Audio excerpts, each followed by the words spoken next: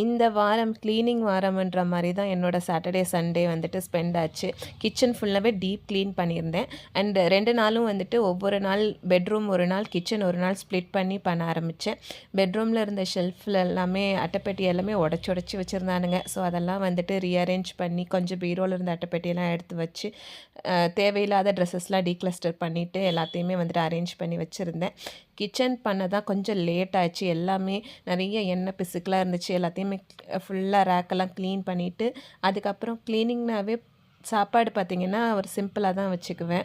2த்துலேயுமே concentrate பண்ண முடியாதுன்னு சொல்லிட்டு சும்மா வெரைட்டி ரைஸ் மாதிரி தக்காளி சாதம் கொஞ்சமும், தயிர் சாதம் கொஞ்சமும் செஞ்சுருந்தேன். முட்டை ஆம்லேட் மட்டும் போட்டுக்கிட்டோம். சாப்பிட்டு முடிச்சதுக்கப்புறம் பார்லர் போயிட்டு ஹெட் மசாஜ் பண்ணிவிட்டு பேக் போட்டுட்டு வரலான்னு சொல்லிட்டு போயிருந்தேன். வேலையெல்லாம் செஞ்சுட்டு போய் உட்காந்து மசாஜ் பண்ணவும் நல்லா சுகமாக இருந்துச்சு.